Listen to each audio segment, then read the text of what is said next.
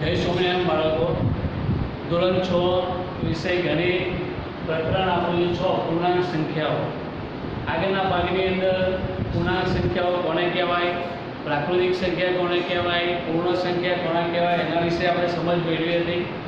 ત્યારબાદ સંખ્યા રેખાની અંદર સંખ્યા રેખાની મદદથી વચ્ચે આવતા પૂર્ણાંકો વિશે સમજ મેળવી હતી.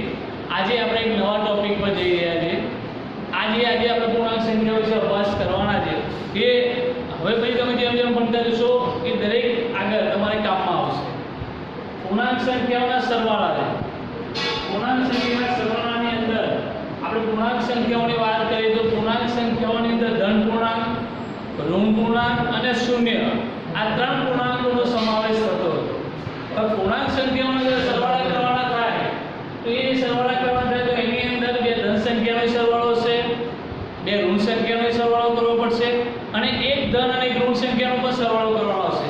તો એ સરવાળા કેવી રીતે કરી શકાય?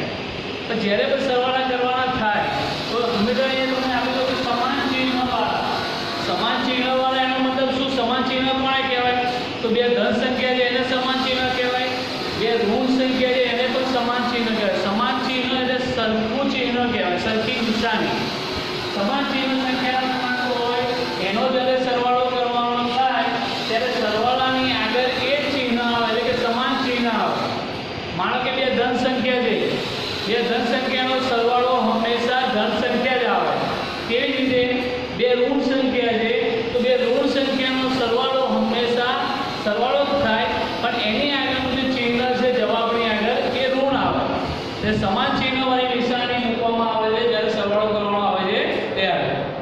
બીજી વસ્તુ કે અસમાન ચિહ્ન. અસમાન ચિહ્ન એટલે કોને કહેવાય? સરખા ના હોય તેને. સરખા ના હોય તો ધન હોય કાં તો ઋણ હોય, કાં તો ઋણ હોય કાં તો ધન હોય. તો અસમાન ચિહ્ન હોય. અસમાન એટલે અલગ અલગ ચિહ્નો આપેલા હોય. તો અલગ અલગ ચિહ્નો આપેલા હોય તો હંમેશા તેની બાદબાકી થાય. આ ફક્ત પૂર્ણાંક સંખ્યાઓના સરવાળામાં એના નિયમો છે. બરાબર છે? બાદબાકીના નિયમો અલગ છે. ફક્ત પૂર્ણાંક સંખ્યાના જે સરવાળા કરવાના થાય તો સરવાળો કેવી રીતે કરાય? બરાબર? સાદી ત્રીજા ચોથા ધોરણમાં આપણે સરવાળો કરીને આવ્યા છે. આપણે સિમ્પલ સાદી સંખ્યામાં 2 + 5 છે, 4 + 3 છે, તો એનો સરવાળો થતો હોય એમાં તમારે ચિહ્ન નહોતું આવતું. અહીંયા પૂર્ણાંક સંખ્યાની અંદર ચિહ્ન પણ આવે છે અને આ વખતે તમારે શૂન્યથી પણ નાની સંખ્યા એટલે કે ઋણ સંખ્યાઓ વિશે પણ અભ્યાસ કરવાનો આવે છે. ત્યારે અસમાન ચિહ્ન હોય તો અસમાન ચિહ્નની અંદર જ્યારે તમારે સરવાળો કરવાનો થાય તો એક ધન સંખ્યા હોય અને એક ઋણ સંખ્યા હોય તો એની હંમેશા બાદબાકી થાય. અને એ જે બાદબાકી કર્યા પછી જે જવાબ આવે છે એ જવાબની આગળ જે મોટો પૂર્ણાંક હોય એ મોટા પૂર્ણાંકની નિશાની તમારે મૂકવામાં આવે છે. જે અસમાન ચિહ્નની અંદર બે સંખ્યાની બાદબાકી કરવી. બાદબાકી કર્યા પછી એમાંથી કયો પૂર્ણાંક મોટો છે એની આગળ કયું ચિહ્ન છે. જો ધન ચિહ્ન હોય તો જવાબમાં ધન ચિહ્ન આવે, ઋણ ચિહ્ન હોય તો જવાબમાં ઋણ ચિહ્ન આવશે. એવી રીતે જ્યારે કોઈ પણ બે પૂર્ણાંકોનો સરવાળો શૂન્ય હોય તો બંને પૂર્ણાંકો વિરોધી પૂર્ણાંકો કહેવાય. વિરોધી પૂર્ણાંક કોને કહેવાય? તો એક ધન સંખ્યા અને ઋણ સંખ્યાઓ. માનો કે ધન 5 છે તો ધન 5 નો વિરોધી પૂર્ણાંક શું કહેવાય? તો ઋણ 5. અને ઋણ 5 નો વિરોધી પૂર્ણાંક કયો કહેવાય? ધન 5 કહેવાય. અને એ બંનેનો સરવાળો કરો હંમેશા સરખી સંખ્યાઓની નિશાની જુદી જુદી હોય તો એનો સરવાળો હંમેશા શૂન્ય આવે છે. માનો કે 5 + ઋણ 5 બંને સંખ્યા સરખી છે. આ સંખ્યા ધન છે, આ સંખ્યા ઋણ છે. આ બંનેનો સરવાળો કરો તો હંમેશા જવાબ શું આવશે? શૂન્ય આવશે. આ ધન છે તો ધનની વિરોધી ઋણ કહેવાય અને વિરોધી ઋણ સંખ્યા હોય એની વિરોધી સંખ્યા શું કહેવાય? ધન કહેવાય. એટલે બંને વિરોધી પૂર્ણાંક હોય એનો સરવાળો હંમેશા કેવો આવે છે? શૂન્ય આવે છે. તો આ નિયમોના આધારે આપણે કેટલાક દાખલા ગણવાના છે. અહીંયા તમને દાખલા આપેલા છે, બધાના સરવાળા શોધો. આપણે સરવાળો જ કરવાનો છે. બરાબર છે? પણ સરવાળો કરતી વખતે જે આ નિયમો આપણે યાદ રાખીએ એ નિયમો મોઢે કરવાના છે, ફક્ત યાદ રાખવાના છે. અહીંયા તમને સંખ્યા આપી છે ઋણ 11 + ઋણ 12. ઋણ 11 + ઋણ 12 વચ્ચે સરવાળાનું ચિહ્ન છે. બંને સંખ્યા તમે જોશો તો ઋણ છે. મેં તમને હમણાં કહ્યું કે સમાન સંખ્યાવાળું ચિહ્ન હોય તો હંમેશા એનો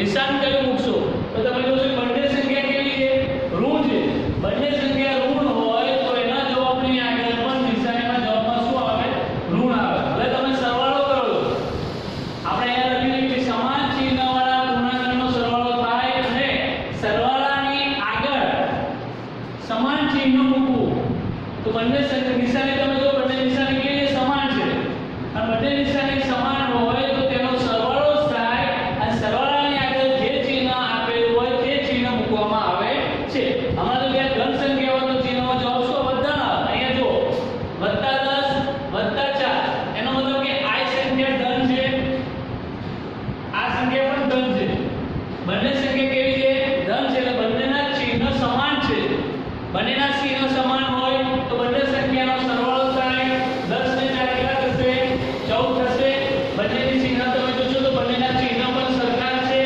ચિહ્ન સરખા હોય તો એની આગળ પણ જવાબમાં ચિહ્ન તેની જે સંખ્યા આવે છે એટલે ઋણ સંખ્યા હોય એનો પણ સરવાળો થાય જવાબ ઋણ આવે બે ધન સંખ્યા હોય એનો પણ સરવાળો થાય જવાબ ધન આવે પણ એક ઋણ સંખ્યા છે અને એક ધન સંખ્યા છે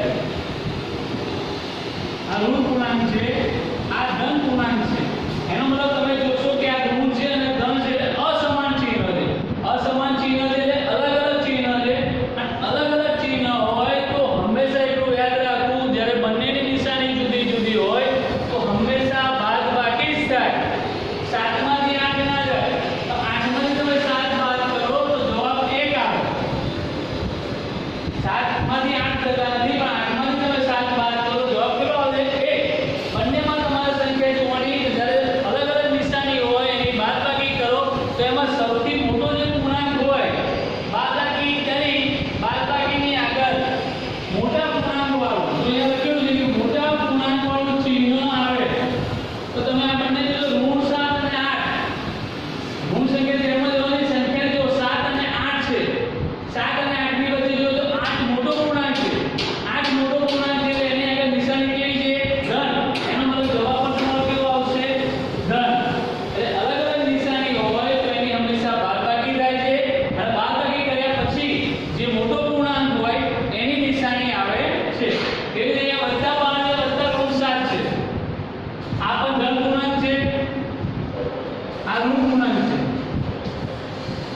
એક ધન પૂર્ણાંક છે એક ઋણ પૂર્ણાંક છે ધન પૂર્ણાંક અને ઋણ પૂર્ણાંકનો સરવાળો કરો તો હંમેશા બાદબાકી થાય 12 માંથી 7 જશે તો 5 વધશે 5 વધવાની સાથે તમે જોવા જાઓ તો મોટી સંખ્યા કઈ છે 12 એની આગળ ચિહ્ન કયું છે ધન તો 5 ની આગળ ચિહ્ન કેવું આવશે ધન ધન ચિહ્ન મૂકવું કે જરૂરી છે નહીં તમે ધન ચિહ્ન ના મૂકો તો પણ એ સંખ્યા ધન કહેવાય હા ઋણ સંખ્યા હોય તો એની આગળ ચિહ્ન મૂકવું જરૂરી છે એની આગળ માઇનસનું નિશાન મૂકો તો સંખ્યા ઋણ કહેવાય પણ ધન સંખ્યા હોય એની આગળ પ્લસનું ચિહ્ન નહીં કરો તો પણ સંખ્યા ધન ગણાશે એટલે પૂર્ણાંક સંખ્યાઓના સરવાળા કરવાની થાય ત્યારે આ જે નિયમો છે એ નિયમોના આધારે આપણે આ પૂર્ણાંક સંખ્યાના સરવાળા કરી શકીએ છીએ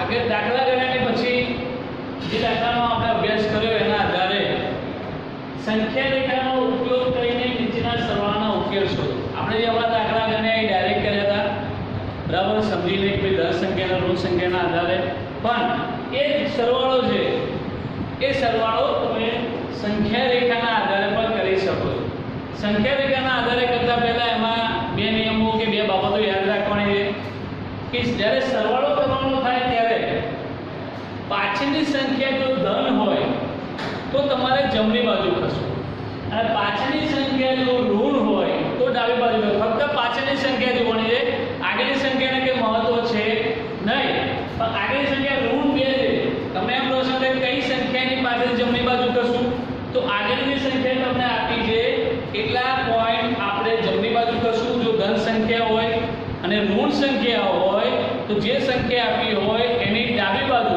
કેટલા પોઈન્ટ તમે ડાબી બાજુ કરશો તો તમને કઈ સંખ્યા મળશે ઋણ સંખ્યા કે ધન સંખ્યા મળીને એનો જવાબ મળી શકે પણ સંખ્યા રેખાનો ઉપયોગ કરીને આપણે દાખલો ગણવાનો છે તો સંખ્યા રેખાનો ઉપયોગ કરતા પહેલા સૌથી પહેલા આપણે સંખ્યા રેખા દોરીએ સંખ્યા રેખા દોરવા સૌથી પહેલા બંને બાજુ નિશાની કરવી નિશાની કર્યા પછી સૌથી વચ્ચે મિડલમાં 0 લખવું 1 2 3 4 5 6 7 તમે જ્યાં સુધી યાદ હોય ત્યાં સુધી લખો, કશું નહીં કે 5 થી 6 સુધી લખાય.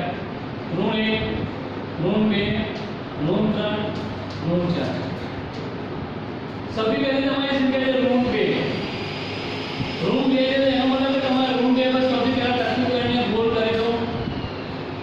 હવે પ્રશ્ન જે પાછળ 6 છે, તો પાછળ 6 જે છે એ પાછળની સંખ્યા તમે જોશો તો પાછળની સંખ્યા ધન છે, અને પાછળની સંખ્યા ધન હોય તો હંમેશા તમારે જમણી બાજુ ખસવું.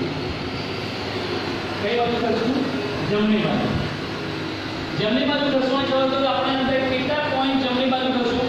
તો જે સંખ્યા આપેલી છે એટલા પોઈન્ટ તમારે જમણી બાજુ ખસવું. 6 છે તો આપણે 6 પોઈન્ટ કેટલી? 1 2 3 4 5 6. એનો મતલબ કે તમારો જે જવાબ છે કેટલો આવ્યો? 4.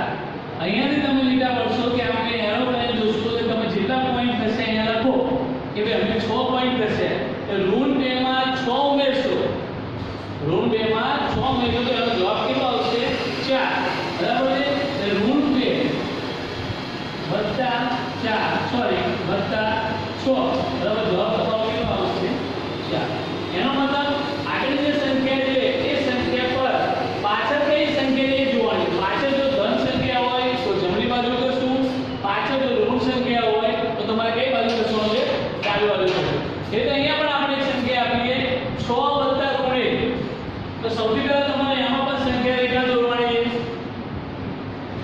સંખ્યા રેખા દોરશો તો વચ્ચે 0 1 2 3 4 5 6 ઋણ 1 ઋણ 2 ઋણ 2.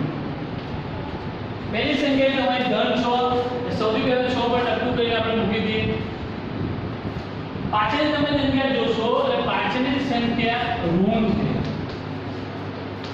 પાછળની સંખ્યા